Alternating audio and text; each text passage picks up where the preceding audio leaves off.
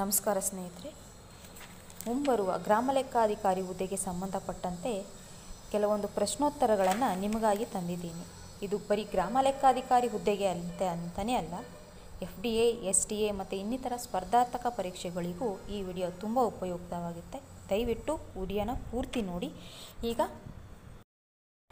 ಮೊದಲನೇ ಪ್ರಶ್ನೆಯನ್ನು ನೋಡೋಣ.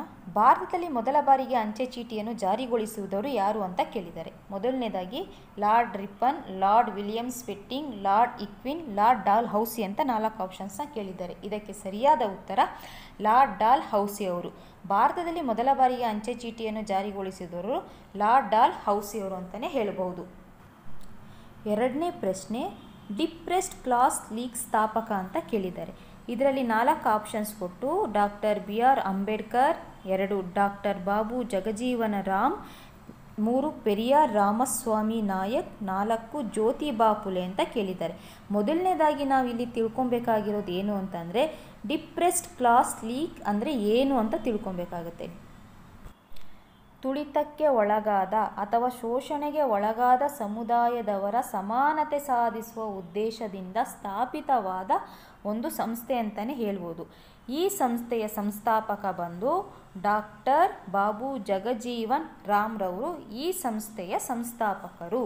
ಇದಕ್ಕೆ ಸರಿಯಾದ ಉತ್ತರ options 2. Next question, 1963ರಲ್ಲಿ Bharat Ratna ಪ್ರಶಸ್ತಿ ಪಡೆದವರು ಅಂತ ಕೇಳಿದ್ದಾರೆ.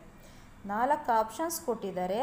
PP ಕಾಣೆ, C ರಾಜಗೋಪಾಲಾಚಾರಿ, 3 ಅಣ್ಣಮ್ಮಾಚಾರಿ, 4 CV ರಾಮನ್ ಅಂತ ಕೇಳಿದ್ದಾರೆ. ಇದಕ್ಕೆ ಸರಿಯಾದ ಉತ್ತರ VP ಕಾಣೆ. VP ಕಾಣೆಯವರ ಸಂಪೂರ್ಣ ಹೆಸರು ಪಾಂಡುರಂಗ ವರ್ಮ ಕಾಣೆ. ಇವರು ಮೂಲತಃ ಮಹಾರಾಷ್ಟ್ರದವರು. ಇವರು ಭಾರತ ಶಾಸ್ತ್ರಜ್ಞ ಹಾಗೂ ಸಂಸ್ಕೃತದ ಪಂಡಿತರು ಅಂತೇಳಿ ನಮಗೆ ತಿಳಿದು ಬರುತ್ತೆ. ಮುಂದಿನ ಪ್ರಶ್ನೆ, ಕರ್ನಾಟಕದಲ್ಲಿ ಎಲ್ಲಿ ಕಾಳಿಂಗ ಸರ್ಪ ಸಂಶೋಧನಾ ಕೇಂದ್ರವಿದೆ ಅಂತ ಕೇಳಿದ್ದಾರೆ. 4 ಆಪ್ಷನ್ಸಲ್ಲಿ ಮೊದಲನೇದು ಆಗುಂಬೆ, 2ನೇದು ಸುಬ್ರಹ್ಮಣ್ಯ, 3ನೇದು ಕುಶಾಲನಗರ, 4 ದಾಂಡೇಲಿ ಅಂತ ಕೇಳಿದ್ದಾರೆ. ಇದಕ್ಕೆ ಸರಿಯಾದ ಉತ್ತರ ಆಗುಂಬೆ. 2013ರಲ್ಲಿ ಆಗುಂಬೆ ಬಳಿ ಹತ್ರ ಇರೋ ದೋಣಿಹಕ್ಕಲು ಎಂಬ ಗ್ರಾಮದಲ್ಲಿ ಈ ಮುಖ್ಯ ಕೇಂದ್ರವನ್ನು ಸ್ಥಾಪನೆ ಮಾಡ್ತಾರೆ. ಮುಂದಿನ ಪ್ರಶ್ನೆ, ಕೆಳಗಿನವುಗಳಲ್ಲಿ ಯಾವುದು ತಪ್ಪಾಗಿ ಹೊಂದಿಕೆಯಾಗಿದೆ? H5N1 ಹಕ್ಕಿಗಳಿಂದ, H1N1 ಹಂದಿಗಳಿಂದ, NIV ಬಾವಲಿಗಳು, KFDV ದನಕರುಗಳಿಂದ. ಇದಕ್ಕೆ ಸರಿಯಾದ ಉತ್ತರ 4ನೇದು KDFE. ಏನಕ್ಕೆ ಹೊಂದಿಕೆ ಆಗೋದಿಲ್ಲ ಅಂತಂದರೆ, KFD ಅನ್ನೋದು ಒಂದು ಮಂಗನ ಕಾಯಿಲೆ. ಇದರ ಸಂಪೂರ್ಣ ಡೆಫಿನೇಷನ್ ಏನಪ್ಪ ಅಂತಂದರೆ, ಕೆಸನೂರು ಫಾರೆಸ್ಟ್ ಡಿಸೀಸ್ ವೈರಲ್. ಕರ್ನಾಟಕದ ಕೆಸನೂರು ಅರಣ್ಯ ವ್ಯಾಪ್ತಿಯಲ್ಲಿ ಮೊದಲ ಬಾರಿಗೆ ಈ ರೋಗ ಪತ್ತೆ ಆಗೋದ್ರಿಂದ ಇದಕ್ಕೆ ಕೆಸನೂರು ಫಾರೆಸ್ಟ್ ಡಿಸೀಸ್ ವೈರಲ್ ಅಂತಲೇ ಅದಕ್ಕೆ ಹೆಸರನ್ನು ಇಡ್ತಾರೆ. ಇದನ್ನು ಮಂಗನ ಕಾಯಿಲೆ ಅಂತಲೂ ಸಹ ಕರೀತಾರೆ. ಮುಂದಿನ ಪ್ರಶ್ನೆ, ಕರ್ನಾಟಕ ರಾಜ್ಯದ ಪತಂಗ ಎಂಬುದಾಗಿ ಅಂಗೀಕೃತವಾಗಿರುವ ಪತಂಗದ ಪ್ರಭೇದದ ಹೆಸರೇನು? ಮೊದಲನೇದು northern bird wing, 2 blue mormon, 3 tailed jay, 4 southern bird wing ಅಂತ ಕೇಳಿದ್ದಾರೆ. ಇದಕ್ಕೆ ಸರಿಯಾದ ಉತ್ತರ 4ನೇದು ಸದರ್ನ್ ಬರ್ಡ್ ವಿಂಗ್. ಇದು ಕರ್ನಾಟಕದಲ್ಲಿ ಮಾತ್ರ ಕಾಣಸಿಗುವ ಒಂದು ವಿಶೇಷ ಜಾತಿಯ ಪತಂಗ. ಮುಂದಿನ ಪ್ರಶ್ನೆ, ರಕ್ತದಲ್ಲಿ ಮುಖ್ಯವಾಗಿ ಆಮ್ಲಜನಕವು ಈ ಮೂಲಕ ಸಾಗಣೆ ಆಗುತ್ತದೆ ಅಂತ ಕೇಳಿದ್ದಾರೆ. 4 ಆಪ್ಷನ್ಸ್ ಕೊಟ್ಟಿದ್ದಾರೆ. ರಕ್ತ ಪ್ಲಾಸ್ಮಾ, 2 ಕೆಂಪು ರಕ್ತ ಕಣಗಳು, 3 ಬಿಳಿ ರಕ್ತ ಕಣಗಳು, 4ನೇದು ಥ್ರಂಬೋಸೈಟ್ಸ್ಗಳು ಅಂತ ಕೊಟ್ಟಿದ್ದಾರೆ. ಇದಕ್ಕೆ ಸರಿಯಾದ ಉತ್ತರ ಆಪ್ಷನ್ಸ್ 2 ಕೆಂಪು ರಕ್ತ ಕಣಗಳು. ನಮಗೆ ತಿಳಿದಿರೋ ಹಾಗೆಯೇ ಸುಮಾರು 90% ಭಾಗಶಃ ಆಮ್ಲಜನಕ ಕೆಂಪು ರಕ್ತ ಕಣಗಳ ಮೂಲಕವೇ ನಮ್ಮ ಜೀವಕೋಶಗಳಿಗೆ ತಲುಪಿಸುವಂಥ ಕೆಲಸವನ್ನು ಮಾಡುತ್ತೆ. ಮುಂದಿನ ಪ್ರಶ್ನೆ, ಮಾಸ್ಟರ್ ಗ್ಲ್ಯಾಂಡ್ ಎಂದು ಯಾವುದನ್ನು ಕರೆಯುತ್ತಾರೆ ಅಂತ ಕೇಳಿದ್ದಾರೆ. 4 ಆಪ್ಷನ್ಸ್ ಕೊಟ್ಟಿದ್ದಾರೆ. ಥೈರಾಯ್ಡ್, 2 ಪಿಟ್ಯುಟರಿ, 3 ಮೇದೋಜೀರಕ ಗ್ರಂಥಿ, 4 ಮೇಲಿನವುದು ಯಾವುದೂ ಅಲ್ಲ ಅಂತ ಕೇಳಿದ್ದಾರೆ. ಇದಕ್ಕೆ ಸರಿಯಾದ ಉತ್ತರ ಪಿಟ್ಯುಟರಿ ಗ್ರಂಥಿ. ಈ ಪಿಟ್ಯುಟರಿ ಗ್ರಂಥಿ ಅನ್ನೋದು ನಮ್ಮ ದೇಹದ ಹಲವಾರು ಹಾರ್ಮೋನ್ಗಳ ಬಿಡುಗಡೆಗೆ ಇದು ಸಹಾಯ ಮಾಡುತ್ತೆ. ಇದು ಕೇವಲ ಬಟಾಣಿ ಗಾತ್ರದ ಕಾಳಿನಷ್ಟು ಮಾತ್ರ ಇದು ಇರುತ್ತೆ. ಇದು ನಮ್ಮ ಮೆದುಳಿನ ತಳಭಾಗದಲ್ಲಿ ಇರುತ್ತೆ. ಮುಂದಿನ ಪ್ರಶ್ನೆ, ಈ ಕೆಳಕಂಡ ವಿಜ್ಞಾನಿಗಳಲ್ಲಿ ಭಾರತದ ಪಕ್ಷಿ ತಜ್ಞನನ್ನು ಗುರುತಿಸಿ ಅಂತ ಕೇಳಿದ್ದಾರೆ. ಮೊದಲನೇದು ಅಬ್ದುಲ್ ಕಲಾಂ, 2 ಸ್ವಾಮಿನಾಥನ್, 3 ಸಲೀಂ ಅಲಿ, 4 CNR ರಾವ್ ಅಂತ ಕೇಳಿದ್ದಾರೆ.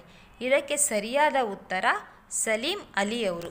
ಇವರನ್ನು ಭಾರತದ ಬರ್ಡ್ ಮ್ಯಾನ್ ಅಂತಲೇ ಕರೀತಾರೆ. ಮುಂದಿನ ಪ್ರಶ್ನೆ, ಈ ಕೆಳಗಿನವುಗಳಲ್ಲಿ ಯಾವುದರಲ್ಲಿ ವಿಟಮಿನ್ ಎ ಅಧಿಕ ಪ್ರಮಾಣದಲ್ಲಿದೆ ಅಂತ ಕೇಳಿದ್ದಾರೆ. 4 ಆಪ್ಷನ್ಸ್ ಕೊಟ್ಟಿದ್ದಾರೆ. ಮೊದಲನೇದು ಸೇಬು, 2 ಬಾಳೆಹಣ್ಣು, 3 ಜೇನುತುಪ್ಪ, 4 ನಿಂಬೆಹಣ್ಣು ಅಂತ ಕೇಳಿದ್ದಾರೆ. ಇದಕ್ಕೆ ಸರಿಯಾದ ಉತ್ತರ ಬಾಳೆಹಣ್ಣು. ಬಾಳೆಹಣ್ಣಿನಲ್ಲಿ ಯಥೇಚ್ಛವಾಗಿ ವಿಟಮಿನ್ ಎ ಇರೋದು. ಮುಂದಿನ ಪ್ರಶ್ನೆ, ಭಾರತವು ಈ ಕೆಳಗಿನವುಗಳ ಪೇಟೆಂಟ್ ಹೊಂದಿದೆ ಅಂತ ಕೇಳಿದ್ದಾರೆ. 4 ಆಪ್ಷನ್ಸ್ ಕೊಟ್ಟಿದ್ದಾರೆ. ಮೊದಲನೇದು ಬೇವು, 2ನೇದು ಅರಿಶಿನ, 3ನೇದು 1 ಮತ್ತು 2 ಸಹ, 4ನೇದು ಮೇಲಿನವುಗಳಲ್ಲಿ ಯಾವುದೂ ಇಲ್ಲ ಅಂತೇಳಿ ಕೇಳಿದ್ದಾರೆ. ನಾವು ಭಾರತೀಯರು ಬೇವು ಮತ್ತು ಅರಿಶಿನ ಧಾರ್ಮಿಕವಾಗಿಯೂ ಸಹ ಉಪಯೋಗಿಸ್ತೀವಿ ಹಾಗೂ ಆಯುರ್ವೇದದಲ್ಲೂ ಸಹ ಉಪಯೋಗಿಸ್ತೀವಿ. ಇದಕ್ಕೆ ಸರಿಯಾದ ಉತ್ತರ ಆಪ್ಷನ್ಸ್ 3, 1 ಮತ್ತು 2 ಸಹ ಅನ್ನೋದು ಇದಕ್ಕೆ ಸರಿಯಾದ ಉತ್ತರ. ಮುಂದಿನ ಪ್ರಶ್ನೆ, 2ನೇ ಮಹಾಯುದ್ಧದ ಸಮಯದಲ್ಲಿ ಗಾಯಗೊಂಡ ಲಕ್ಷಾಂತರ ಸೈನಿಕರ ಜೀವವನ್ನು ಉಳಿಸಿದ ಅದ್ಭುತ ಔಷಧ ಎಂದು ಕರೆಯಲ್ಪಡುವ ಪ್ರತಿಜೀವಕ ಪೆನಿಸಿಲಿನ್ ಈ ಕೆಳಗಿನ ಸೂಕ್ಷ್ಮ ಜೀವಾಣುವಿಂದ ತಯಾರಿಸಲ್ಪಡುತ್ತದೆ ಅಂತ ಹೇಳಿದ್ದಾರೆ. ಇದರಲ್ಲಿ 4 ಆಪ್ಷನ್ಸ್ ಕೊಟ್ಟಿದ್ದಾರೆ. 1 ಬ್ಯಾಕ್ಟೀರಿಯಂ, 2 ವೈರಾಣು, 3 ಆಕ್ಟಿನೋಮೈಸಿಟ್, 4 ಶಿಲೀಂಧ್ರ ಅಂತ ಕೊಟ್ಟಿದ್ದಾರೆ. ಇದಕ್ಕೆ ಸರಿಯಾದ ಉತ್ತರ ಶಿಲೀಂಧ್ರ.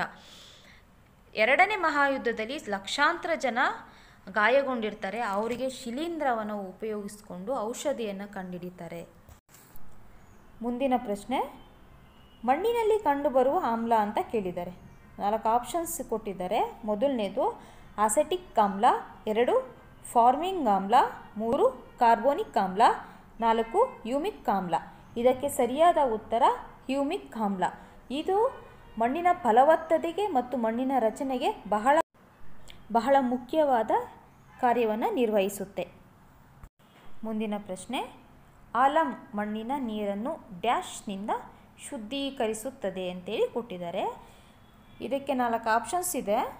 1 ಹೆಪ್ಪುಗಟ್ಟುವಿಕೆ, 2 ಡಯಾಲಿಸಿಸ್ಗೆ, 3 ಹೀರಿಕೊಳ್ಳುವಿಕೆಗೆ, 4 ನಿಜವಾದ ದ್ರಾವಣವನ್ನು ರೂಪಿಸುವುದು ಅಂತ ಕೊಟ್ಟಿದ್ದಾರೆ. ಇದಕ್ಕೆ ಸರಿಯಾದ ಉತ್ತರ ಆಪ್ಷನ್ಸ್ 1 ಹೆಪ್ಪುಗಟ್ಟುವಿಕೆಯಿಂದ ನೀರನ್ನು ಶುದ್ಧೀಕರಿಸುತ್ತದೆ. ಇದು ಆಲಂ ಅಂದರೆ ಏನು ಅಂತ ಕೇಳೋದಾದರೆ, ಇದು ಅಲ್ಯೂಮಿನಿಯಂ ಹಾಗೂ ಪೊಟ್ಯಾಷಿಯಂ ಪದಾರ್ಥಗಳನ್ನು ಉಪಯೋಗಿಸಿಕೊಂಡು ಈ ಆಲಮನ್ನು ತಯಾರಿಸಲಾಗುತ್ತೆ. ಇದನ್ನು ಸ್ಫಟಿಕ ಅಂತಲೂ ಸಹ ಕರೆಯಲಾಗುತ್ತೆ. ಇದು ಅನೇಕ ಆಯುರ್ವೇದಗಳಲ್ಲಿ ಔಷಧಿಯಾಗಿ ಸಹ ಇದನ್ನು ಬಳಸಿಕೊಳ್ಳಲಾಗುತ್ತೆ ಹಾಗೂ ನೀರಿನ ಶುದ್ಧೀಕರಣದಲ್ಲೂ ಸಹ ಇದನ್ನು ಬಳಸಿಕೊಳ್ಳಲಾಗುತ್ತೆ. ನ್ಯೂಕ್ಲಿಯರ್ ಕ್ರಿಯಾಕಾರಿಯಲ್ಲಿ ಡ್ಯಾಶನ್ನು ಮಂದಕಾರಿಯಾಗಿ ಬಳಸುತ್ತಾರೆ ಅಂತ ಕೇಳಿದ್ದಾರೆ. 4 ಆಪ್ಷನ್ಸ್ ಕೊಟ್ಟಿದ್ದಾರೆ. 1 ಡ್ರೈ ಐಸ್, 2 ಭಾರಜಲ, 3 ಇದ್ದಿಲು, 4 ಜಲಜನಕ ಅಂತ. ಇದಕ್ಕೆ ಸರಿಯಾದ ಉತ್ತರ ಭಾರಜಲ. ಮುಂದಿನ ಪ್ರಶ್ನೆ, ವಾಹನಗಳಲ್ಲಿ ಹೊರಸೂಸುವಿಕೆ ಪರೀಕ್ಷೆಯನ್ನು ಡ್ಯಾಶ್ ಅನಿಲ ಪ್ರಮಾಣವನ್ನು ಅಳೆಯಲು ಮಾಡಲಾಗುತ್ತದೆ. 4 ಆಪ್ಷನ್ಸ್ ಕೊಟ್ಟಿದ್ದಾರೆ. CO2, 2 S2, 3 NO, 4 CO. ಇದಕ್ಕೆ ಸರಿಯಾದ ಉತ್ತರ ಆಪ್ಷನ್ಸ್ 4 CO ಇಂದ. ಮುಂದಿನ ಪ್ರಶ್ನೆ, ಜಲಮಾಲಿನ್ಯದಿಂದ ಬರುವ ಮಿನಮಟ ರೋಗವು ಈ ಕೆಳಕಂಡ ಸಂಯುಕ್ತಗಳಿಂದ ಉಂಟಾಗುತ್ತದೆ ಅಂತ ಕೊಟ್ಟಿದ್ದಾರೆ. 4 ಆಪ್ಷನ್ಸ್ ಕೊಟ್ಟಿದ್ದಾರೆ. ಮೊದಲನೇದು ಸೀಸ, 2ನೇದು ಕ್ಯಾಡ್ಮಿಯಂ, 3 ಪಾದರಸ, 4 ಕಬ್ಬಿಣ. ಇದಕ್ಕೆ ಸರಿಯಾದ ಉತ್ತರ ಆಪ್ಷನ್ಸ್ 3 ಪಾದರಸ. ಮುಂದಿನ ಪ್ರಶ್ನೆ, ಕ್ಯಾನ್ಸರ್ ಚಿಕಿತ್ಸೆಗಾಗಿ ಈ ಕೆಳಗಿನ ಯಾವ ವಿಕಿರಣವನ್ನು ಬಳಸಲಾಗುತ್ತದೆ ಅಂತ ಕೇಳಿದ್ದಾರೆ. ಮೊದಲನೇದು ಆಲ್ಫಾ, 2 ಗಾಮಾ, 3 ಬೀಟಾ. ಇವುಗಳಲ್ಲಿ ಎಲ್ಲವೂ ಅಂತ ಹೇಳಿದ್ದಾರೆ. ಕ್ಯಾನ್ಸರ್ ಚಿಕಿತ್ಸೆಗಾಗಿ ಗಾಮಾ ಅನ್ನೋ ವಿಕಿರಣವನ್ನು ಬಳಸಿಕೊಂಡು ಆ ಕಾಯಿಲೆಗೆ ಚಿಕಿತ್ಸೆಯನ್ನು ಕೊಡಲಾಗುತ್ತೆ. ಇದಕ್ಕೆ ಸರಿಯಾದ ಉತ್ತರ ಆಪ್ಷನ್ಸ್ 2 ಗಾಮಾ. ಮುಂದಿನ ಪ್ರಶ್ನೆ, ಕ್ಲೋರೋಫಿಲ್ ಡ್ಯಾಶ್ ಅನ್ನು ಹೊಂದಿರುತ್ತದೆ. 4 ಆಪ್ಷನ್ಸ್ ಅನ್ನು ಕೊಟ್ಟಿದ್ದಾರೆ. ಕಬ್ಬಿಣದ ಸಂಕೀರ್ಣ, 2 ಮೆಗ್ನೀಷಿಯಂ ಸಂಕೀರ್ಣ, 3 ಕ್ಯಾಲ್ಸಿಯಂ ಸಂಕೀರ್ಣ, 4 ಪೊಟ್ಯಾಷಿಯಂ ಸಂಕೀರ್ಣ. ಇದಕ್ಕೆ ಸರಿಯಾದ ಉತ್ತರ ಆಪ್ಷನ್ಸ್ 2 ಮೆಗ್ನೀಷಿಯಂ ಸಂಕೀರ್ಣ. ಮುಂದಿನ ಪ್ರಶ್ನೆ, ಈ ಕೆಳಗಿನವುಗಳಲ್ಲಿ ಯಾವುದು ರಾಸಾಯನಿಕ ಬದಲಾವಣೆಯಲ್ಲ ಅಂತ ಕೇಳಿದ್ದಾರೆ. 4 ಆಪ್ಷನ್ಸ್ ಕೊಟ್ಟಿದ್ದಾರೆ. 1 ಕಾಗದವನ್ನು ಸುಡುವುದು, 2 ಹಾಲನ್ನು ಮೊಸರಾಗಿ ಪರಿವರ್ತಿಸುವುದು, 3 ನೀರಿಗೆ ಸಕ್ಕರೆ ಸೇರಿಸುವುದು, 4 ಇವುಗಳಲ್ಲಿ ಯಾವುದೂ ಇಲ್ಲ ಅಂತ ಕೇಳಿದ್ದಾರೆ. ಸ್ನೇಹಿತರೆ, ಇದಕ್ಕೆ ಉತ್ತರ ನೀವು ನನಗೆ ಕಮೆಂಟ್ ಬಾಕ್ಸಲ್ಲಿ ಕಮೆಂಟ್ ಮಾಡಿ. ಇದಕ್ಕೆ ನೀವೇ ಉತ್ತರ ಕೊಡಬೇಕು. ತುಂಬಾ ಸುಲಭ ಇದೆ ಇದಕ್ಕೆ ಉತ್ತರ. ನಾನು ಹೇಳಿರೋದ್ರಲ್ಲಿ ಏನಾದರೂ ನಿಮಗೆ ಅರ್ಥ ಆಗದೇ ಇದ್ದರೆ ದಯವಿಟ್ಟು ಕಮೆಂಟ್ ಮೂಲಕ ಹೇಳಿ, ನಾನು ಅದನ್ನು ಸರಿ ಮಾಡ್ಕೊತೀನಿ. ನನ್ನ ವಿಡಿಯೋ ನೋಡಿದ್ದಕ್ಕಾಗಿ ಧನ್ಯವಾದಗಳು. ಹೀಗೆ ವಿಡಿಯೋ ನೋಡ್ತಾ ಇರಿ. ಆದಷ್ಟು ನಿಮಗೆ ಸಹಾಯ ಆಗುವಂಥ ಪ್ರಶ್ನೋತ್ತರಗಳನ್ನ ಮುಂದಿನ ಸಂಚಿಕೆಯಲ್ಲಿ ತಂದು ಕೊಡ್ತೇನೆ. ಧನ್ಯವಾದಗಳು.